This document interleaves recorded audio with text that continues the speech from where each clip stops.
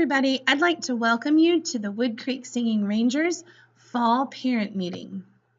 Here are the contents of the packet that your child brought home on their first day of choir. We would like for you to return to us the white student and parent choir contract. It should be initialed by both you and your choir student to ensure that both of you understand what's expected of Singing Rangers. We've provided for you a Lime cardstock abbreviated contract that you can keep for your reference in case you have any questions. We also have a white sheet of paper that includes some good advice about where you can find the sort of pants that we wear for choir performances. We've included a year-at-a-glance calendar. It has every single date that currently exists on the choir calendar. Occasionally, we're invited to sing at additional concerts. If those concerts are added to our choir calendar at a later date, we will let you know, but just so you know, those dates are also optional. We also have given you a Singing Ranger shirt order form.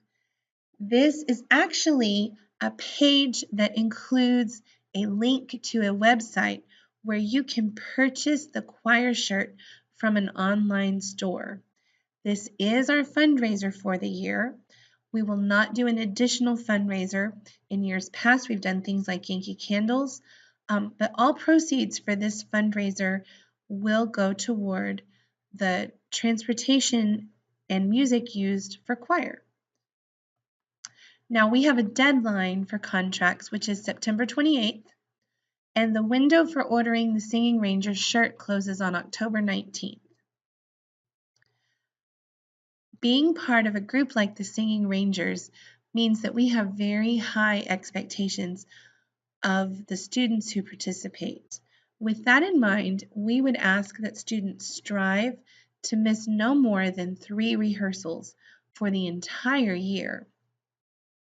Every year we have a group of really awesome students who manage to have perfect attendance.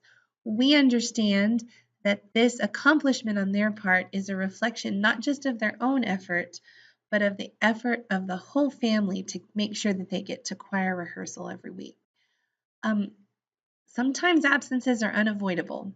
So if you find that an absence is unavoidable due to illness or family emergency, please let us know. We accept notes, emails, or phone calls. All of those are appropriate. A student who misses more than 3 rehearsals within one semester has excessive absences, and that student will be placed on probation, not because they're in trouble, but because we need to find a way to encourage them to attend rehearsal so that they can be prepared for the upcoming concerts.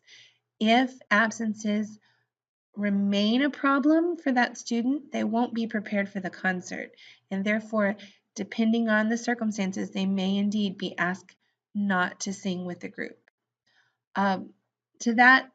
Speaking to that, if you and your family find that there are extenuating circumstances that we need to know about in regards to absences, please let us know what's up, and we'd be happy to discuss it with you. All right, concert attendance.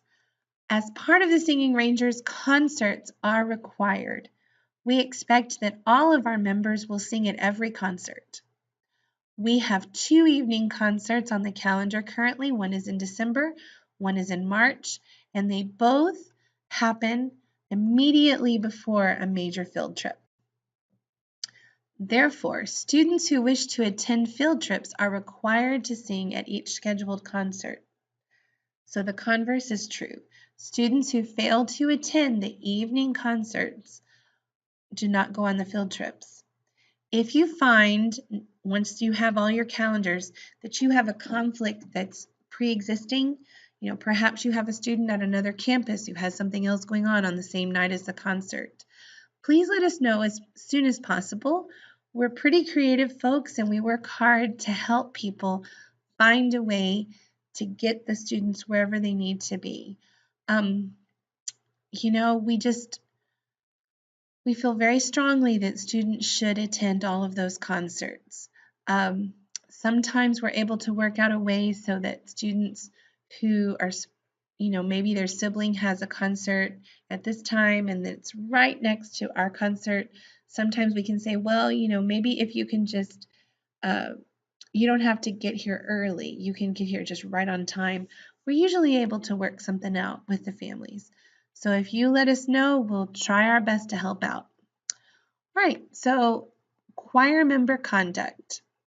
It is expected that all Wood Creek choir members demonstrate outstanding behavior. As a member of the Singing Rangers, these students serve as ambassadors, both for themselves, for their families, and for our Wood Creek Elementary community. Therefore, it is expected that our Singing Rangers maintain a meets expectation on their conduct grade at all times. That used to be the satisfactory, but they've changed the wording in the report cards, so we've changed it here. So as long as your child is satisfactory or meets expectations, then they're good to go. Occasionally, a student will have a problem consistently upholding the Ranger Code of Honor.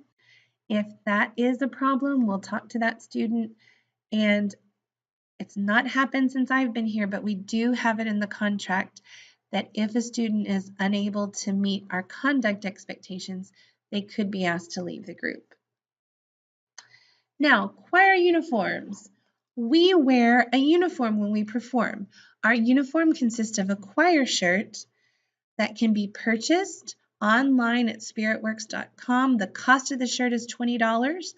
This is a fundraiser. The proceeds go toward the transportation on choir field trips and the purchase of choir music. We also require students to wear black pants or black slacks, black trousers. We do not wear yoga pants, black jeans, black leggings, black shorts, athletic pants, or black skirts. We wear black pants.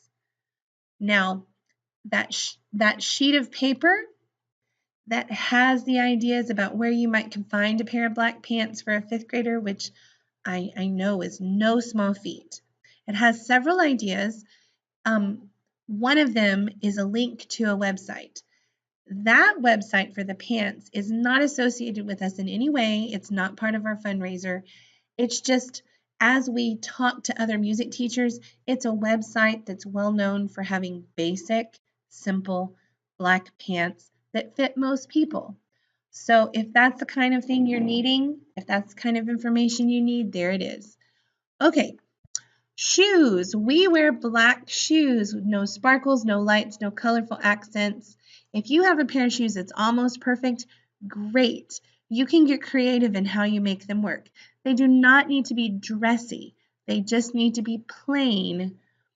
Now, black tennis shoes that have a giant Nike swish, that's not plain. They need to be all black as possible, so that we all look the same. Now, socks should be black socks that cover the ankles. Even if you're wearing ballet flats, you need to have some sort of a trouser sock with that. Belts should be worn for slacks that have belt loops. Hair should be worn neat, preferably pinned or clipped away from the face.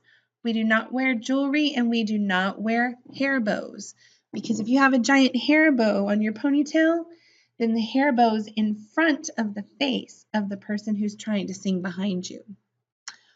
All right, as a choir for a public school in the state of Texas, we are bound by a state law that's informally known as No Pass, No Play. This law applies to extracurricular activities, even in elementary school. So here's how it works. By law, any student who receives a failing grade of 69 or below on their report card in any subject may not attend extracurricular field trips.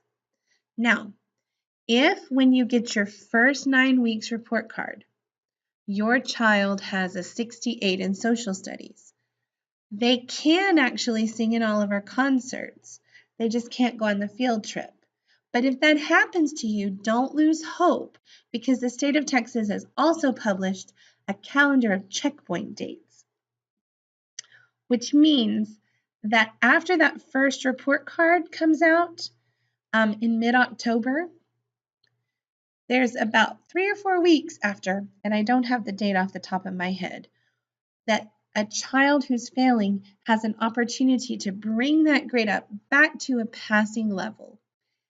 If that happens, if they're able to bring that grade back up, then they can regain their eligibility before the date of our field trip.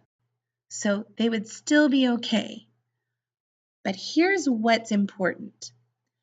Our field trip is December 12th. The report card that counts for that field trip comes out in the middle of October.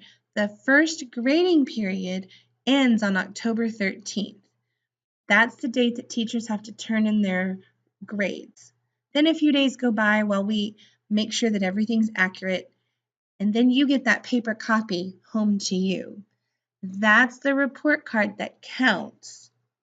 So the work that your children are doing right now in school, those grades they're bringing home right now are the best indication you have as to whether or not they're going to have a passing grade on their report card.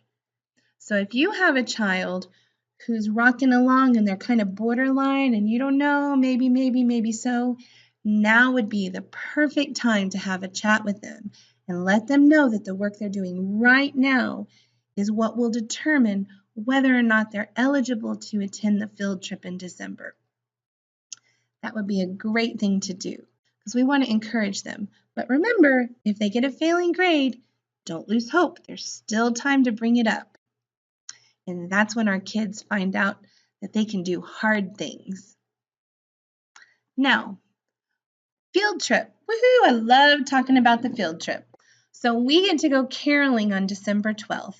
The itinerary for that field trip is still in the development stages. Just today, I got another confirmation for a location where we're going to sing.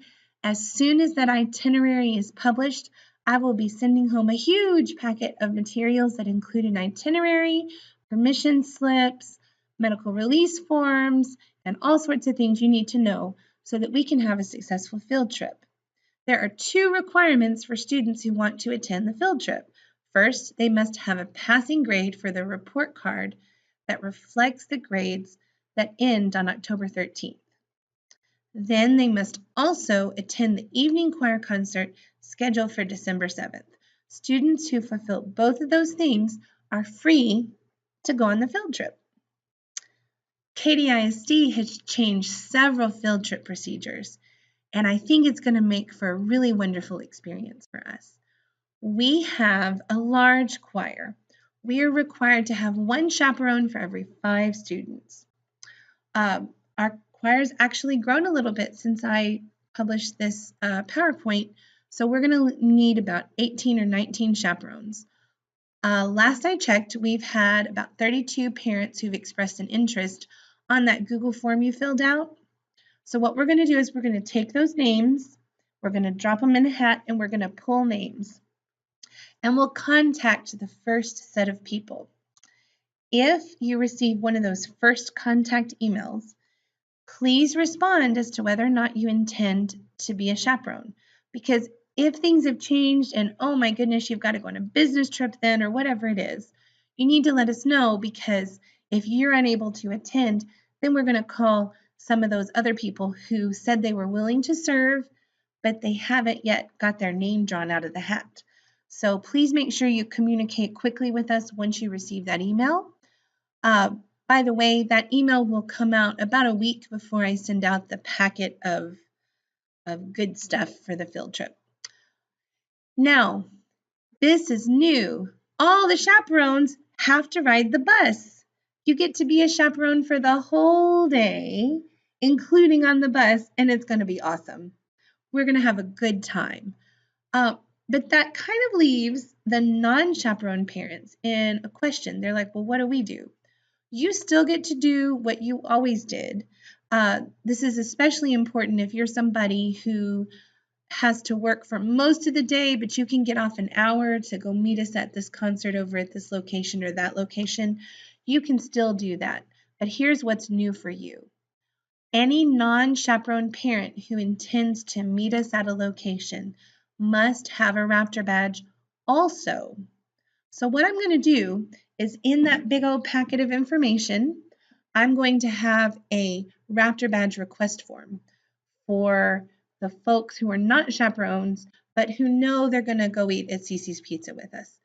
And that way you'll have one specifically for you for that location. Now, if you are a non-chaperone parent, you may still interact with the students. Like you can give them a hug if they did a good job at their performance, or you can come sit with us at Cece's Pizza. However, this is very important. Students must remain under the supervision of their assigned official chaperone at all times.